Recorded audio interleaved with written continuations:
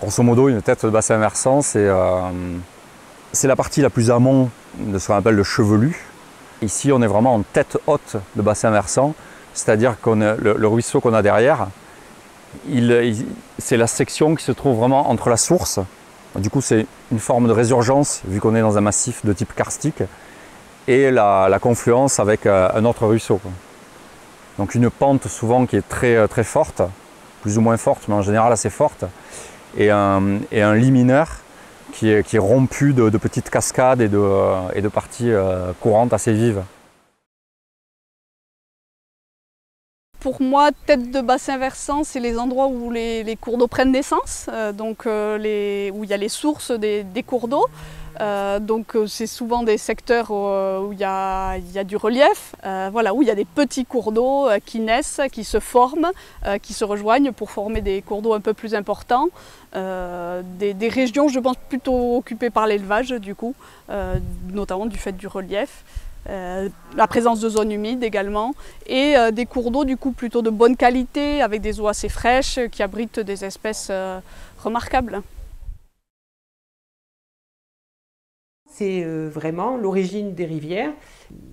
Le plateau de Lannemezan, grossièrement, c'est un cône de déjection en fait, des Pyrénées. Et donc le caractère imperméable des sols permet justement la présence et de zones humides et de sources qui ressortent à cet endroit-là. Là, dans notre cas, on a vraiment des sources qui sont assez diffuses et mêlées de tourbières ou de prairies humides. Et donc on n'a pas une sortie brutale avec le cours d'eau. On a une espèce d'entre-deux d'eau et de milieux qui sont très humides. Et puis ensuite, on trouve la Baïse, la Baïsole, le Gers. On est sur des têtes de bassin versant, c'est le début des cours d'eau. Donc forcément, c'est là que tout commence. Si on commence à polluer sur ces endroits-là, mais forcément derrière, ça va faire qu'une cascade d'enchaînement avec une capacité de vie qui se résorbe petit à petit et qui ne permet plus d'avoir de l'auto-entretien du cours d'eau. Un cours d'eau, il est capable de s'auto-entretenir, il est capable de résorber une partie des pollutions, à condition qu'il ne soit pas agressé en permanence. On le voit, si vous avez une pollution sur un secteur, il va falloir un certain nombre de kilomètres de cours d'eau et de débit pour pouvoir résorber ce type de pollution, mais elle y est, cette capacité de résorption.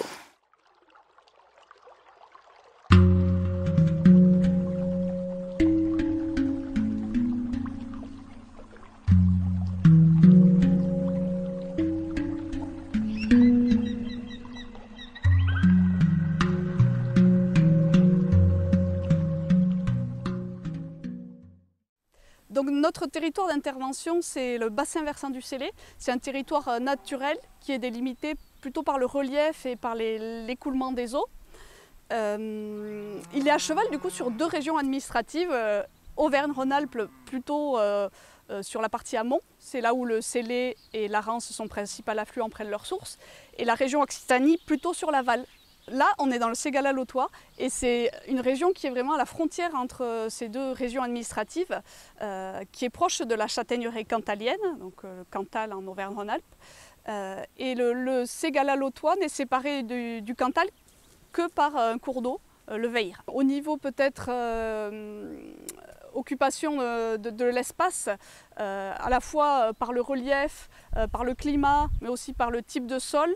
Il y a un paysage de collines avec un réseau de cours d'eau très dense, dû au fait qu'il y ait des sous-sols plutôt imperméables, et une occupation de l'espace plutôt par de l'élevage bovin essentiellement, que ce soit pour le lait ou pour la viande. Également des forêts, surtout sur les secteurs en forte pente. Les têtes de bassin versant du Bervezou et du Vayre abritent de nombreuses zones humides d'intérêt patrimonial et fonctionnel, dont le fonctionnement est intimement lié à celui des ruisseaux. Donc les prairies humides du secteur abritent une flore variée avec différentes espèces telles le jonc acutiflore, la scorzonaire humble, le carvi verticillé, et de nombreuses espèces animales s'y reproduisent également. C'est le cas des amphibiens, des libellules, de nombreux orthoptères, criquets, sauterelles, etc. Les espèces patrimoniales des têtes de bassin versant du Vayre et du Bervezou sont notamment la moule perlière, l'écrevisse à pattes blanches, on a des poissons comme le chabot, qui sont tous trois d'excellents bioindicateurs de la qualité des milieux ou de l'eau. Je vois deux grands enjeux principaux. L'enjeu du maintien, voire de la restauration des prairies humides de tête de bassin par la poursuite de pratiques agricoles extensives. Restauration parfois qui seront nécessaires, hein, avec des travaux un peu plus lourds. Et le deuxième enjeu, c'est celui de l'amélioration de la qualité de l'eau, compte tenu justement des usages stratégiques tels des captages d'eau potable en rivière et de la présence des espèces aquatiques patrimoniales et sensibles telles la moule perlière ou l'écrevisse à pattes blanches. Les espèces aquatiques patrimoniales sont encore présentes sur le bassin du Célé, mais les populations sont en régression. Par exemple, le ruisseau du Veigre abrite encore la moule perlière, une moule d'eau douce très exigeante qui vit dans le sédiment au fond de la rivière et filtre l'eau pour respirer et se nourrir. Elle est menacée par tout ce qui altère la qualité de l'eau, les nitrates avec l'eutrophisation par exemple, ou dégrade le fonctionnement des cours d'eau et de ses habitats, le drainage, l'érosion et le colmatage du substrat de la rivière par exemple. Réfugiée en tête de bassin, près des sources, on retrouve aussi l'écrevisse à pattes blanches, qui occupe encore quelques ruisseaux où les habitats sont préservés et lui offrent de nombreuses cages. Des pierres, des blocs, le bois mort et le chevelu racinaire des aulnes. Cette espèce a été directement impactée par les travaux historiques de drainage des zones humides et de curage des cours d'eau. Aujourd'hui, les écrevisses américaines, porteuses saines de maladies, sont de redoutables concurrentes. Sur le bassin du Célé, la préservation des espèces aquatiques patrimoniales passe par le maintien des prairies naturelles et de l'élevage extensif. Elle nécessite aussi de protéger et restaurer leurs habitats. C'est par exemple la mise en défense des berges et la restauration de leur boisement, les ripisylves, mais c'est aussi la limitation des pollutions, de l'érosion et surtout la restauration des zones humides et des petits cours d'eau de tête de bassin qui sont indispensables.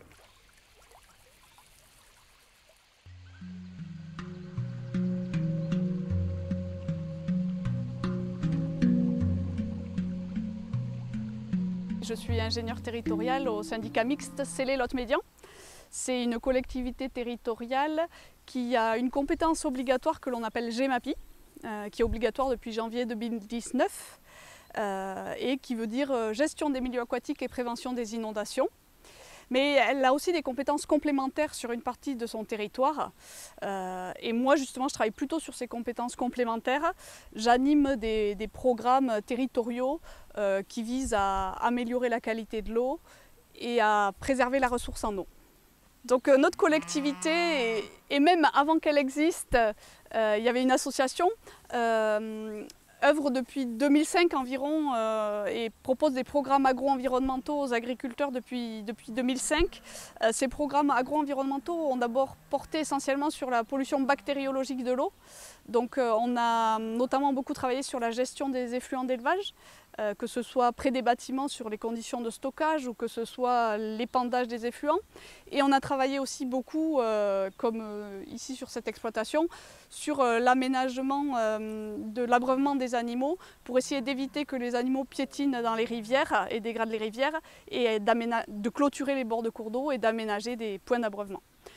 Plus récemment, on a élargi un peu les thématiques en travaillant aussi sur l'érosion des sols, en travaillant aussi sur la réduction des produits phytosanitaires. Mais c'est vrai que l'enjeu qualité bactériologique reste quand même d'actualité sur notre territoire. Je suis biologiste et écologue de formation et j'anime la cellule d'assistance technique zone humide créée par notre syndicat depuis 2010. Voilà, c'est un service d'accompagnement pour la gestion durable des zones humides qui est destiné aux agriculteurs, aux collectivités, aux particuliers en fait, pour favoriser la gestion durable donc, de ces zones. La cellule d'assistance technique réalise des missions des expertises techniques, des diagnostics et formalise en associant étroitement les éleveurs des préconisations de gestion durable adaptées aux exploitations et aussi à la préservation des zones humides. Notre cellule développe également un volet dédié aux espèces aquatiques patrimoniales. Toujours pareil, ce sont les sentinelles de nos rivières.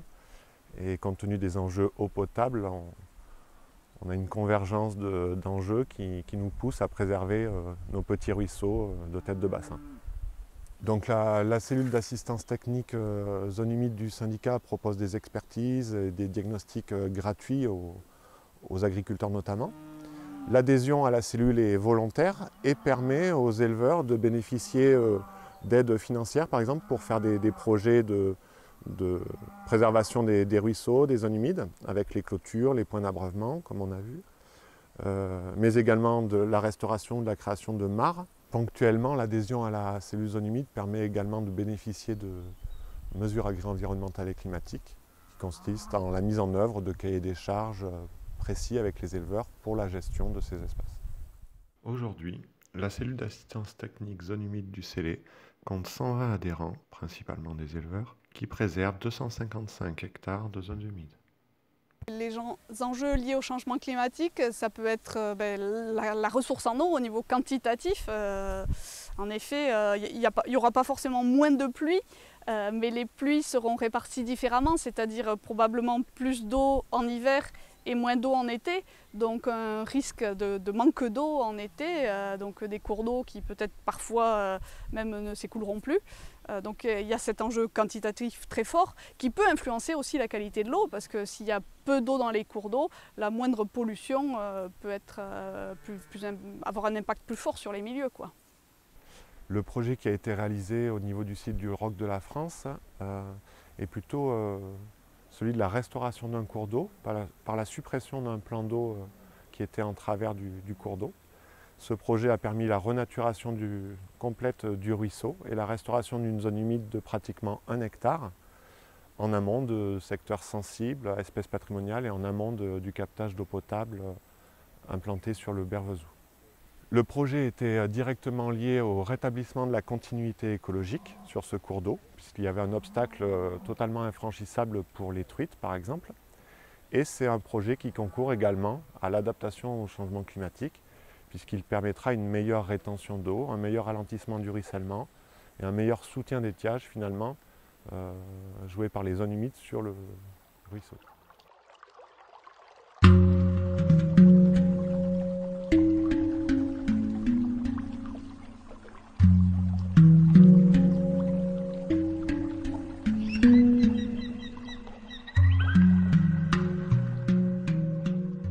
Je travaille sur l'inventaire et la protection de pas mal de petites bestioles. Ça peut être comme ici le calotriton, mais parfois aussi des lézards, serpents, etc. sur toute la région. Ça fait 20 ans maintenant que je fais ça. Voilà. On essaye de protéger évidemment les espèces, mais aussi surtout leurs habitats, vu qu'une espèce sans son habitat, ça n'a pas grand sens.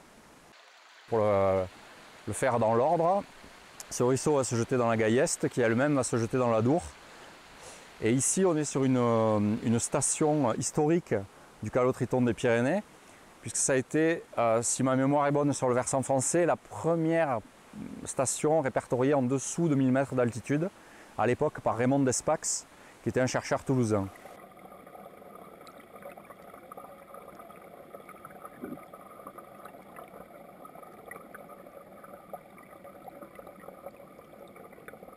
Donc le calotriton des Pyrénées, qu'on appelait avant le procte des Pyrénées, c'est un amphibien urodèle, donc un salamandridé, quelque chose qui appartient au grand groupe des tritons, des salamandres, etc., qui est strictement endémique de la chaîne des Pyrénées, c'est-à-dire qu'au monde, on ne le trouve que dans les Pyrénées. Et donc la France a une responsabilité conservatoire énorme vis-à-vis de cette espèce, puisqu'elle détient environ 50%, la moitié de l'effectif mondial de cette bestiole. Et le premier travail sur cette espèce a consisté à l'inventorier, à la cartographier, parce qu'évidemment on peut protéger une espèce que là où elle existe, pas là où elle n'existe pas, et donc il faut savoir où elle existe. Ce qui n'est pas évident sur un animal qui est discret, qui habite un type de milieu assez particulier, souvent des terrains montagnards qui sont plus ou moins difficiles d'accès, parfois c'est facile, parfois ça l'est moins. Et donc ça a pris beaucoup de temps en fait, ça a pris pratiquement une trentaine d'années. On a été plusieurs associations, plusieurs organismes de protection et d'inventaire de la biodiversité à travailler là-dessus. Et récemment, ça nous a amené d'ailleurs à publier une grosse synthèse sur l'espèce où on fait le point un peu sur la répartition connue. Donc c'est une bête qu'on va trouver exceptionnellement à partir de 250-300 mètres d'altitude, mais beaucoup plus fréquemment en fait sur la tranche d'altitude qui va de 1000 mètres à 2000 mètres. Donc grosso modo étage montagnard et puis l'étage subalpin à peu près. Et il y a pas mal quand même de populations qui subsistent à des altitudes beaucoup plus basses, comme ici, sur le versant nord du Monnet de Bagnères, vers les 700-800 mètres, et qui sont évidemment très menacées par le réchauffement climatique, puisqu'on a affaire à une espèce qui est vraiment strictement liée à des eaux dont la température ne dépasse pas les 15 degrés. Exceptionnellement, ça peut temporairement monter jusqu'à 20 degrés, mais c'est assez anecdotique. Et en général, c'est des eaux qui sont comprises autour des 13-15 degrés, quoi. Donc des eaux qui sont fraîches, très oxygénées et d'une très bonne qualité écologique. Et ici, on est en limite altitudinale inférieure. Et donc, évidemment, ce sont des populations qui sont directement exposées au réchauffement climatique, puisqu'on sait que ça va entraîner un rehaussement des étages de végétation. Et ici, on est dans un contexte de transition entre étage collinéen et étage montagnard. D'ici quelques décennies, on sera dans le collinéen, voire dans un collinéen très très dégradé, qui tendra plutôt vers le planiscière quasiment. Ce qui est important de bien comprendre, c'est que le procte, il a une répartition en altitude qui est assez étendue. À très haute altitude, il vit dans des environnements où il n'y a pas d'arbres. Par contre, à basse altitude, il est toujours dans des environnements forestiers. Et ça a son importance parce que la couverture forestière, l'ombre apportée par les arbres et l'humidité entretenue par les arbres, en fait, concourent à maintenir localement un microclimat frais et humide. Et donc le maintien d'une couverture forestière intacte, ou en tout cas gérée de manière intelligente, c'est très important dans le contexte de réchauffement climatique parce que ça permet aux habitats qui fréquentent de se maintenir justement dans un certain état de fraîcheur et d'humidité. Alors c'est une espèce qui est liée à des petits ruisseaux en général, à des cours d'eau à débit assez faible. Et souvent avec des accidents topographiques, c'est-à-dire qu'il faut une succession souvent de petites cascades et de vasques. Et il apprécie de se tenir dans les vasques justement où le courant est un peu moins fort et où il peut accomplir la totalité de son cycle de vie, reproduction, ponte, etc. Indicatrice de la qualité d'un milieu, c'est certain, parce qu'aujourd'hui on a les données pour prouver qu'elle est vraiment liée à des eaux de qualité. Fort degré d'oxygénation, pollution nulle ou faible, etc. etc. Et souvent c'est des eaux, je dirais, qu'on peut boire sans souci. Le souci c'est qu'elle est vraiment en tête haute de bassin versant. Et par exemple, sa répartition sur un ruisseau donné n'est pas forcément recouvrante avec celle d'autres espèces emblématiques des Pyrénées, comme le dessement par exemple. Le dessement aura tendance à préférer des lames d'eau un peu plus conséquentes et donc à se situer un peu plus bas sur un même ruisseau. Le calotriton, lui, il occupe vraiment les têtes hautes de bassin versant, quasiment à l'aval immédiat des sources en fait, hein, et des débits qui sont souvent très très faibles et qui sont pas ou peu compatibles en fait avec la présence du dessement. Après, il peut cohabiter avec d'autres espèces. Je pense à certaines libellules comme le cordulégastre bidenté par exemple. Et il est par exemple, par ailleurs, lié à beaucoup d'invertébrés aquatiques qui sont en majorité indicateurs d'une qualité des eaux très élevée. Ça peut être notamment des larves de friganes au sens large, de plécoptères, éphéméroptères, etc., dont il se nourrit d'ailleurs, qui sont ses proies favorites. Et il est vraiment, oui, c'est véritablement un indicateur écologique plutôt fiable. Ouais. Ouais. Par ailleurs, c'est une espèce qui n'est pas du tout adaptée à la présence de poissons, vu que naturellement, les poissons ne sont pas présents dans son habitat. Parce que les poissons, les truites, elles ont beau être capables de remonter des rapides ou ce genre de choses. Par contre, elles sont complètement incapables de franchir des cascades de 10 mètres. Et les ruisseaux dans lesquels ils vivent, en général, sont barrés d'obstacles topographiques comme les cascades. Ce qui fait qu'il n'y a pas de poissons en fait, dans les ruisseaux où il vit. Et ça pose d'ailleurs pas mal de problèmes parce que la quasi-totalité en fait, des lacs des Pyrénées étaient autrefois occupés par le calotriton, qui était tout seul avec d'autres amphibiens, des libellules et des tas d'autres organismes. Et puis tous ces lacs en fait, dans les années 50, 60, 70 et jusqu'à aujourd'hui ont été empoissonnés. On a introduit des poissons, au début à dos d'homme, par la suite avec l'aide de l'hélicoptère. Et ce qui fait qu'on a introduit une concurrence pour lui à laquelle il n'était pas du tout adapté, vu que les poissons étaient naturellement absents de ces lacs. Et ça a causé l'effondrement démographique de pratiquement toutes les populations de calotritons des Pyrénées lacustres. Il y a d'autres menaces, les sports d'eau vive par exemple, canyoning, aujourd'hui ruisseling. Ça c'est des choses qui n'existaient pas avant les années 80 grosso modo. Au début c'était une pratique confidentielle dans la Sierra de Guara en Espagne, et puis ça a explosé sur l'ensemble de la chaîne. Il y a des topos sur internet qui proposent des dizaines et des dizaines de canyons praticables, que ce soit dans les Pyrénées-Atlantiques, dans les Hautes-Pyrénées, en Ariège, dans les Pyrénées-Orientales, dans l'Aude, etc. Bon, mais ça c'est nouveau hein, pour le calotriton. Ces petits ruisseaux de canyon, il était tranquille là-dedans.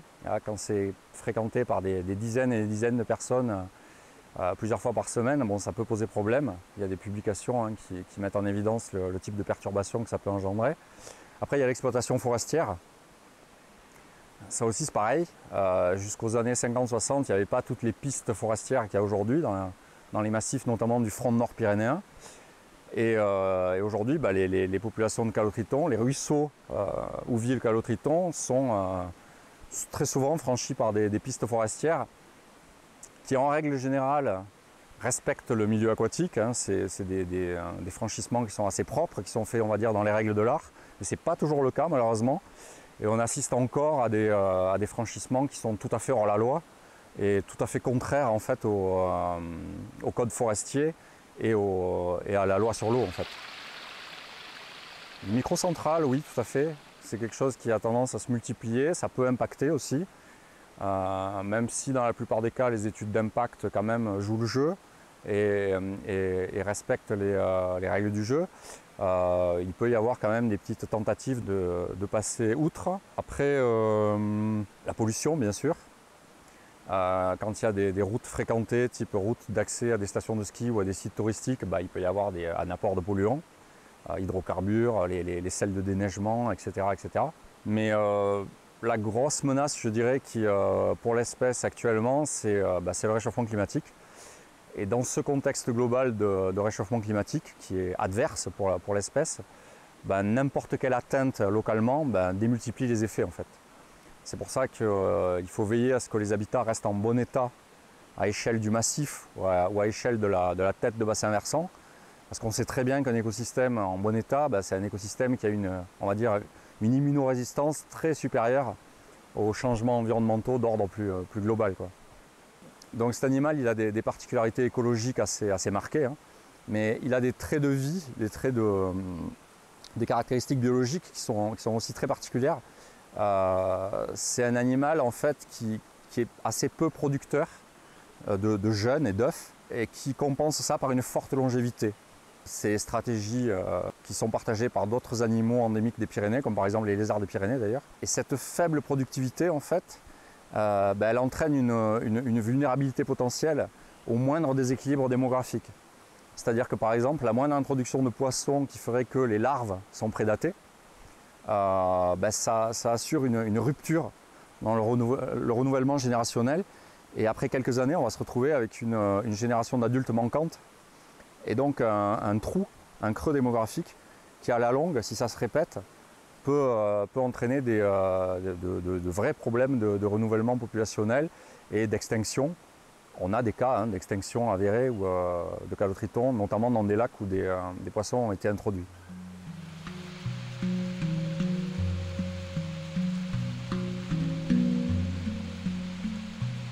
Mais récemment, là, depuis quelques années, il y a un groupe de travail spécifique calotritons des Pyrénées qui s'est monté, qui fédère en fait plusieurs organismes qui travaillent de plus ou moins longue date sur l'espèce. Donc ça peut être des associations départementales ou régionales de protection de la nature, mais aussi des laboratoires de recherche. Et on s'est tous réunis pour travailler là-dessus, pour réfléchir là-dessus et pour voir ce qu'on pourrait faire. Nous, ce vers quoi on aimerait se diriger, c'est un plan national d'action pour cette espèce qui, malgré son statut d'endémique pyrénéen et les degrés de menace qu'expose par exemple la liste rouge des espèces menacées en France et dans le monde, c'est une espèce qui est menacée, qui est listée sur la liste rouge, n'a pas encore par exemple le statut directive habitat qu'elle mériterait d'avoir.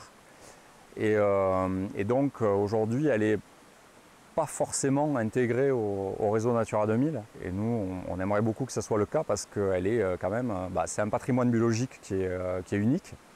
En France, on a la chance d'avoir la moitié de l'effectif mondial quand même d'une espèce qui est très originale. Et il faudrait tout faire évidemment pour préserver ce patrimoine qui est purement pyrénéen, quoi.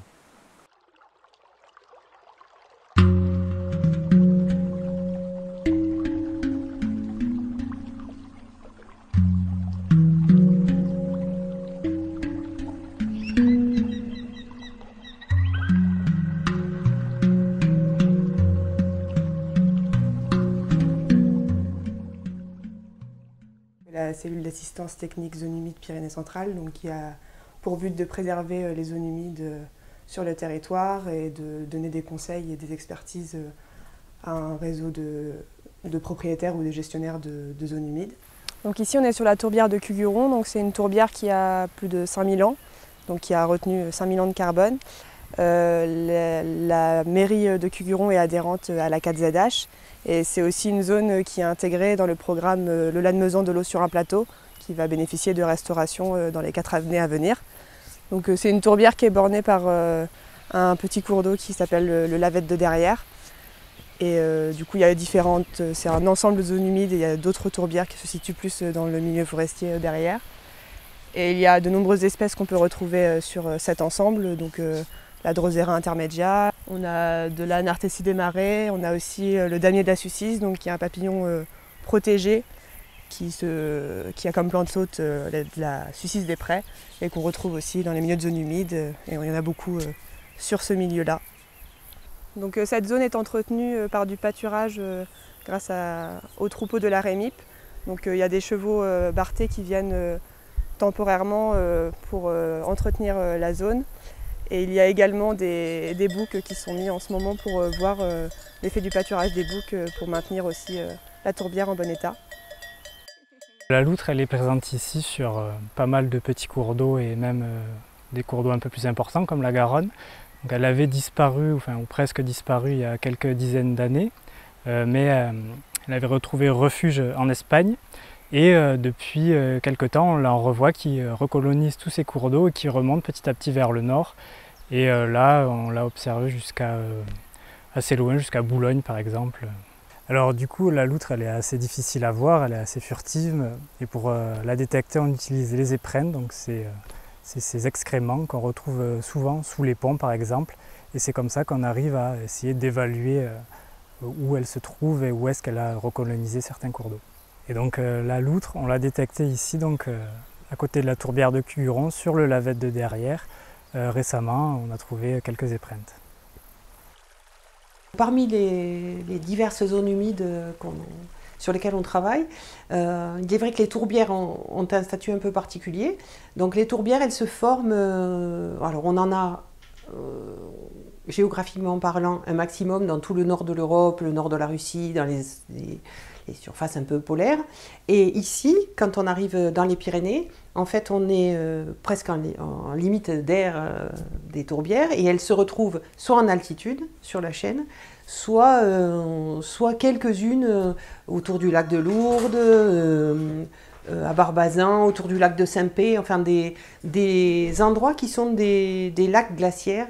Et donc ces tourbières, elles sont constituées d'une masse végétale qui sont des sphènes, donc ce sont des mousses particulières qui ont plusieurs particularités. Elles ont une capacité à retenir l'eau, donc elles peuvent se gonfler comme des éponges, mais avec des volumes très, très importants. Et l'eau qui passe à travers elles s'acidifie. Et c'est comme ça que petit à petit, on obtient un milieu qui est constitué uniquement de tourbes. Donc la tourbe, ce sont les accumulations de sphènes qui restent en l'état et qui se développent. Donc la tourbière s'épaissit. On peut avoir des dizaines de mètres de tourbes par endroit. Et ces sphènes, donc leur capacité à retenir l'eau, donne aux tourbières une de leurs caractéristiques, c'est-à-dire la capacité en cas de gros abats d'eau, de grosses chutes de pluie, elles se gonflent, elles retiennent l'eau et elles la restitueront petit à petit à l'aval Ce qui fait que c'est des aides précieuses pour limiter les inondations dans les vallées. Ensuite, elles ont aussi une caractéristique très importante, surtout en cette période de changement climatique, qui est qu'en fait, toute cette masse de sphènes, c'est une masse organique, disons, et elles captent ainsi et elles retiennent un maximum de carbone. Et au fur et à mesure qu'elles se développent, si elles sont en bon état, c'est-à-dire que si elles sont assez imbibées et que les sphènes peuvent se développer, elles continuent à accumuler du carbone. Alors ce qu'il faut dire, c'est que cette accumulation, elle est par exemple beaucoup plus importante en quantité que celle que peut opérer un sol de vieille forêt. Par contre, si pour une raison quelconque, il y a des dégradations, il y a des impacts sur l'alimentation en eau notamment, et donc si elle s'assèche, et si l'air peut intervenir, à ce moment-là, la matière organique s'oxyde, et on a un largage de carbone qui peut être à la mesure de ce qu'elles ont accumulé pendant des années. Alors, il faut bien s'imaginer qu'une tourbière, c'est comme un bocal à cornichons. Donc, c'est plein d'eau acide. Et c'est pour ça que rien ne se dégrade. Il n'y a aucune transformation. C'est comme ça qu'on retrouve des bois, par exemple, qui ont été petit à petit enserrés dans les sphènes. Ils sont tels qu'ils étaient au départ. Et c'est ça qui fait la richesse du fonctionnement d'une tourbière. Donc on a la régulation des flux d'eau et des masses d'eau. On a cette captation du carbone. Et enfin, on a un intérêt patrimonial qui est que dans ces tourbières se retrouvent des espèces qui, pour certaines, étaient là au moment des glaciations et qui n'ont pu rester que à la faveur de ces milieux très particuliers. Alors on a notamment les plantes carnivores comme les drosera ou les grassettes et d'autres espèces qui sont uniquement liées à la présence de ces tourbières. Donc pour ces trois raisons, on estime que ce sont des milieux particulièrement à préserver et à maintenir en bon état de conservation. Parce qu'en fait, ce sont des milieux qui ont été longtemps drainés, qu'on a cherché à faire disparaître, ensuite qui ont été parfois un peu pâturés, utilisés par l'agriculture, mais qui sont parmi les premiers qu'on abandonne parce que ce n'est pas des milieux très riches. Et donc, ils se retrouvent à être embroussaillés et petit à petit, les ligneux peuvent gagner. Et s'il n'y a pas d'intervention, on aura une banalisation du milieu et la tourbière ne sera plus fonctionnelle et donc ne jouera plus tous ses rôles. D'où l'importance d'une gestion active des tourbières.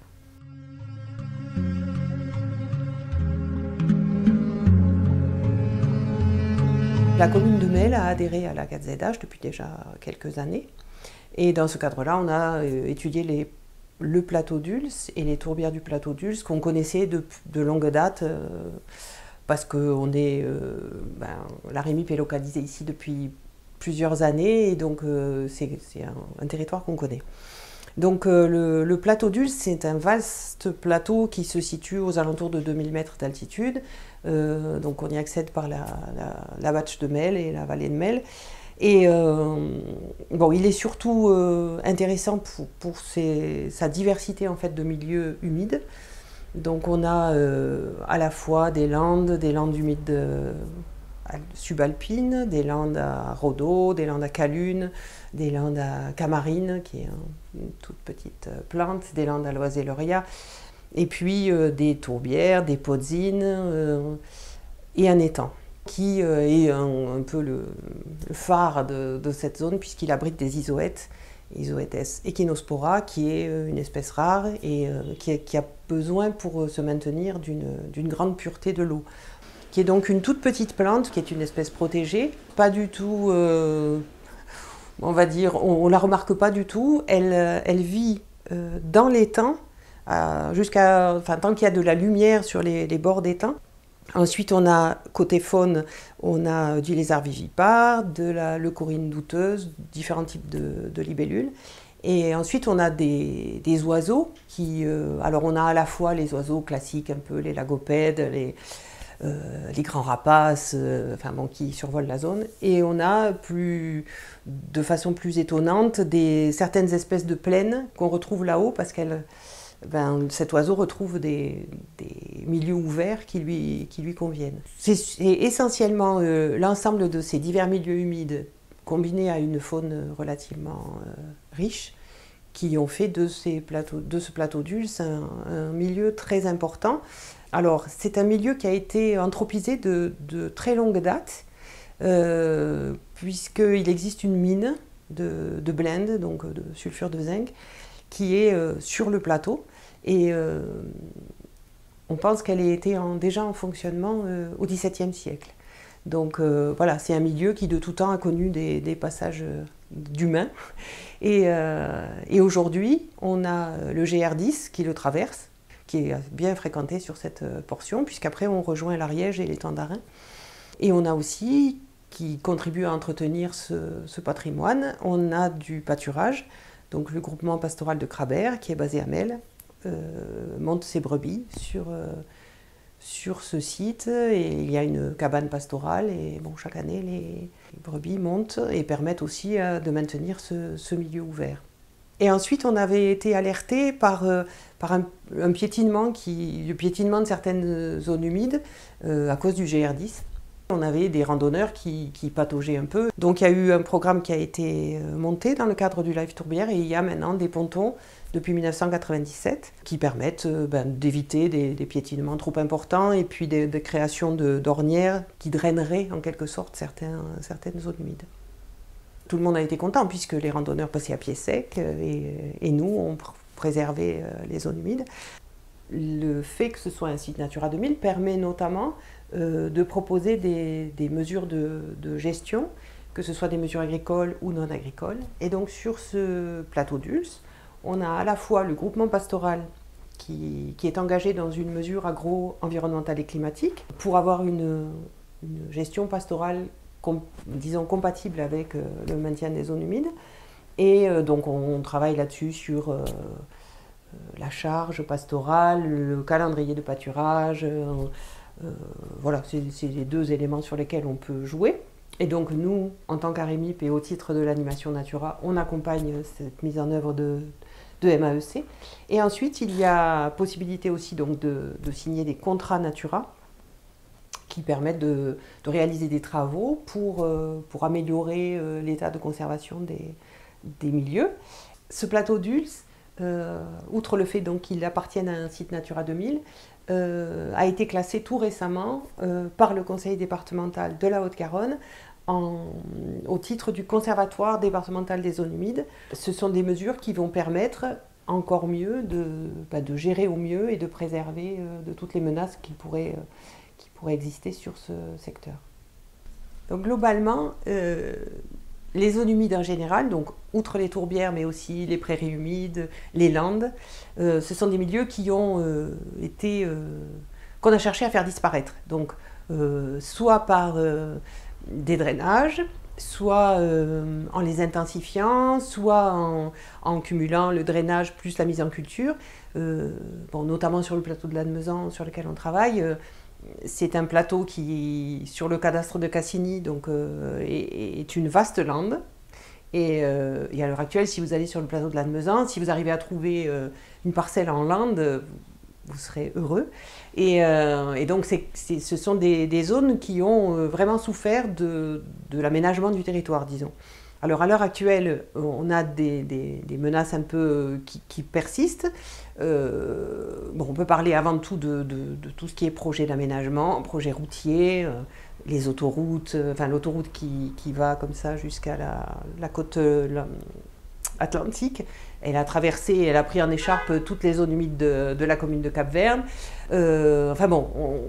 Aménagement routier, construction diverses et variées, urbanisation, ça c'est vraiment des gros soucis. Et même la politique d'obligation de compenser ne résout pas le fait qu'à la fin des fins, il y a des zones humides qui finissent par disparaître. Ensuite, on a une utilisation agricole qui peut être tout à fait favorable au maintien de ces prairies et de ces landes, en particulier par du pâturage, et qui peut être aussi intéressante pour les exploitants parce que quand il fait bien sec partout et que tout est sec, la prairie humide, elle conserve de l'humidité et donc il y a encore de quoi manger pour le bétail. Donc un pâturage extensif, ça peut tout à fait être compatible avec le maintien d'une zone humide en bon état.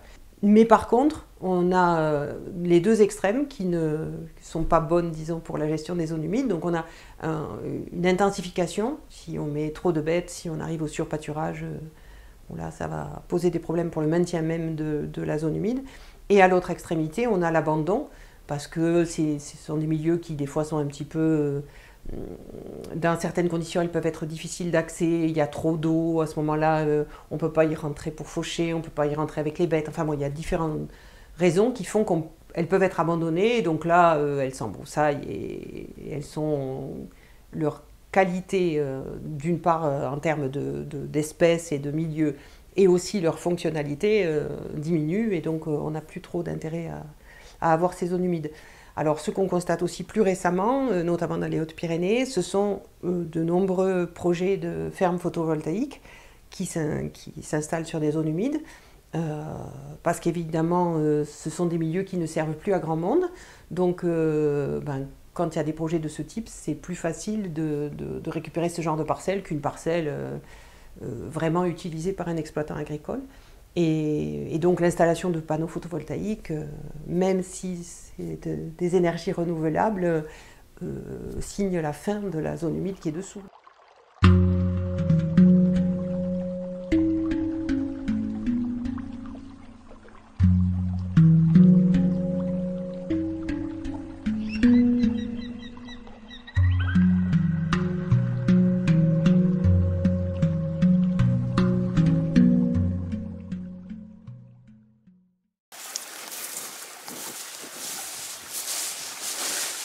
On va s'approcher, déjà regardez, c'est beau.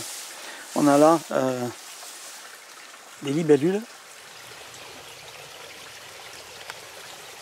Ce sont des variétés de libellules qui sont très colorées et qui sont inféodées à des eaux courantes.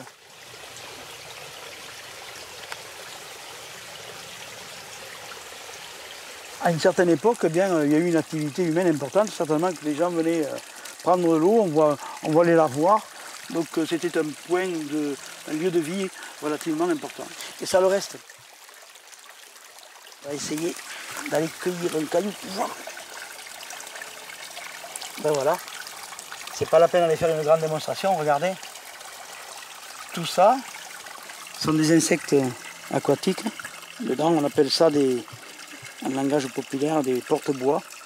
En fait, ce sont des larves de frigane qui agglomèrent des petits cailloux et du sable pour se faire un étui et qui vivent dans cet étui jusqu'au moment où ils se transforment et où deviennent des insectes ailés. Si on change d'échelle, tu vas voir ce que ça donne. Là, on a quelques drains principaux, hein, le touire, l'erzif qui passe, le douctouire, l'ambrone, le malgoude, le kuntirou. Voilà, sur le seul secteur Mirepoix. Si on reste à cette échelle-là, mais si on change d'échelle, eh bien, alors, voilà ce que ça donne au réseau hydrographique. C'est la même carte, mais là, on fait rentrer le réseau chevelu. Et là, on se rend compte que finalement, le réseau hydrographique, c'est tout ça qui le compose. C'est pas spectaculaire, mais c'est important. Le réseau chevelu, il est sur quasiment tous les sols, tous les habitats, tous les climats. C'est énorme comme linéaire. Il y a plus de linéaires de chevelu que de linéaires de fleuves. Quand on commence à protéger, on protège le milieu qui va permettre justement au cours d'eau de naître. Et c'est ça qui est important. C'est que si on se met à ne protéger que le lieu où toute l'eau est rassemblée et déjà sous forme de ruisseau, eh bien forcément, on va oublier une partie qui est essentielle, c'est la protection de la zone où il prend naissance. Là, il imprègne quasiment tout, il va rentrer dans cette espèce d'énorme bosquet. Et donc, dedans, il se développe carrément en zone humide.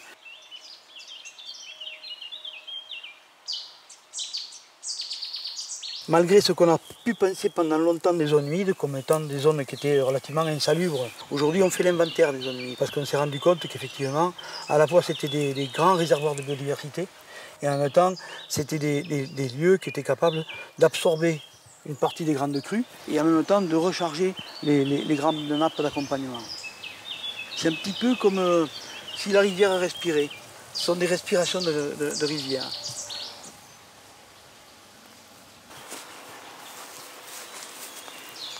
Cela fait partie de ce qu'on a recensé, parce qu'ils étaient tracés en rouge sur les cartes. C'est-à-dire qu'ils étaient susceptibles de disparaître du domaine reconnu comme cours d'eau. Là, on est sur un tout petit écoulement qui porte un nom, qui s'appelle étrangement la rivière. Mais son nom vient d'un lieu-dit qui est un tout petit hameau qui est situé en amont. Et là, on est tout près de la confluence, c'est-à-dire on est sur le lieu où on a le plus de débit. Pourquoi on est venu ici? Tout simplement parce que pour l'instant, c'est un cours d'eau qui reste classé indéterminé. Indéterminé d'une manière incompréhensible, parce que quand ils sont classés indéterminés, c'est qu'ils sont tirés en rouge sur la nouvelle cartographie des cours d'eau, et que tant qu'ils sont en rouge, ils sont en position d'être non reconnus comme cours d'eau. Donc indéterminé, pour nous, c'est pas satisfaisant, surtout quand on est sur un petit ruisseau avec de telles caractéristiques. Là, on est sur une larve de frigane et qui a un cycle de vie qui dépasse l'année. Donc, ce qui veut dire que avant que cette larve se transforme en insecte ailé, elle aura passé plus d'une année dans l'eau. On va la remettre à sa place, comme d'habitude, mais avant, on va faire la photographie. Voilà. Un indice qui va permettre de le faire reconnaître comme un ruisseau permanent, et donc comme un cours d'eau, et donc de lui faire bénéficier des protections des cours d'eau. Alors là, sur le DDT, c'est l'outil sur lequel on a les zones en rouge, en bleu, en vert, puis le géoportail et les cartes, le réseau hydrographique, les cartes et l'état-major, les photographies aériennes, et puis bien entendu, des petits guides naturalistes qui nous permettent de dire aux gens, ben voilà, quand vous avez ce type d'insectes, bien ça veut dire qu'ils ont un cycle de vie qui nécessite la présence d'eau permanente ou semi-permanente, mais en tout cas une majeure partie de l'année. Donc qui rentrent dans les critères officiels qui sont retenus. Pareil pour les plantes aquatiques. Informatif, puisqu'elles ne donnent pas lieu à une décision, un arrêté préfectoral, en sachant que ce niveau purement informatif va devenir officiel quand on refera les nouvelles cartes IGN. Et l'IGN a déjà annoncé la couleur en disant nous, on ne va pas refaire le travail qui aura été fait dans le cadre de la nouvelle cartographie des cours d'eau. Donc on prendra ce qui a été reconnu comme cours d'eau à ce moment-là. Le reste, eh bien, ce sera, on dira que c'est un fossé ou une ravine. Donc à terme, dans les 5 à 10 prochaines années, le travail qu'on est en train de faire là, actuellement, c'est un travail qui sera la référence officielle derrière. Hein. Et donc, eh bien, on aura des statuts de protection ou on n'aura plus de statuts de protection. On a beaucoup de vies là. Il y en a des truites dedans. Elle vient de passer. Ah oui, là. Elle va dessous. Ah oui. Ouh là, elle est grosse, hein. Elle se cache sous le pont aussi.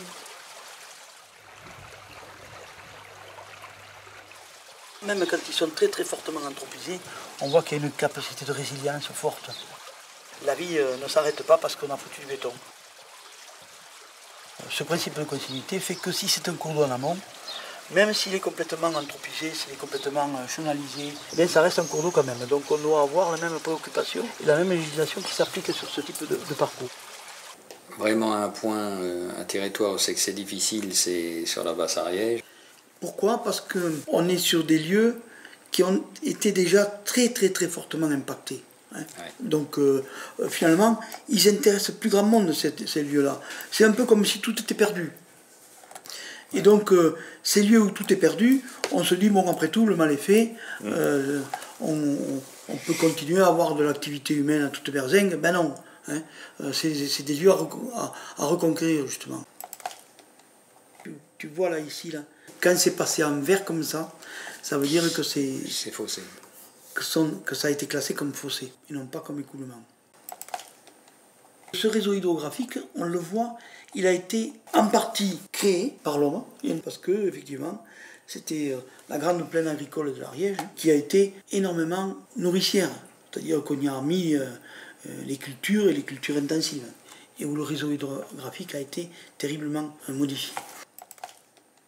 On voit bien qu'on a des portions qui sont quasiment rectilignes, donc qui ont été remembrées, qui ont subi le remembrement, dans lequel on a rectifié les cours d'eau. On a des angles droits, hein, on voit bien qu'on a des angles droits un peu partout. Donc ces angles droits, ça veut dire quoi? Ça veut dire tout simplement que eh bien, quand le ruisseau il gênait quelque part, eh bien, on déviait le cours pour permettre justement d'avoir une parcelle unique et pour pouvoir la travailler d'une manière beaucoup plus simple.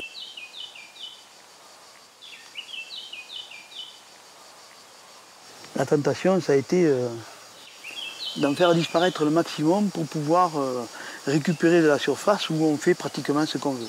Alors pas totalement ce qu'on veut, hein, parce qu'on n'a quand même pas le droit de polluer, même quand c'est un cours d'eau qui n'est pas reconnu. Mais par exemple, c'est la disparition des bancs herbés de protection. Donc les 5 mètres de protection de chaque côté des cours d'eau, où normalement on est dans une zone non traitée, ce qu'on appelle les ZNT, eh bien cette protection-là, elle peut disparaître si le cours d'eau n'est pas reconnu en tant que cours d'eau. Et un des enjeux justement de la cartographie, ça a été de dire, eh bien, il faut protéger ces cours d'eau parce qu'ils sont très proches d'activités agressives. Si on veut être solidaire de ce qui se passe en bas, plus bas, eh bien on doit commencer à travailler chez nous devant notre porte. Tout démarre là. Et c'est ce linéaire considérable de chevelu qui fait effectivement la qualité de nos cours d'eau à l'aval. Parce qu'on a cette auto-épuration, on a des risques, le moindre impact amène un risque fort, mais en même temps, comme il est très étendu, c'est très diffus, l'impact il sera à un endroit, il ne sera pas partout en même temps. C'est pas trop tard, on a encore la possibilité. Tant qu'il restera de la vie dans ces tout petits cours d'eau, on pourra recoloniser vers l'aval. Si on a gardé l'intégrité de ce chevelu, on a une capacité à se rediffuser, à recoloniser, à retravailler la nature, la réhabiliter.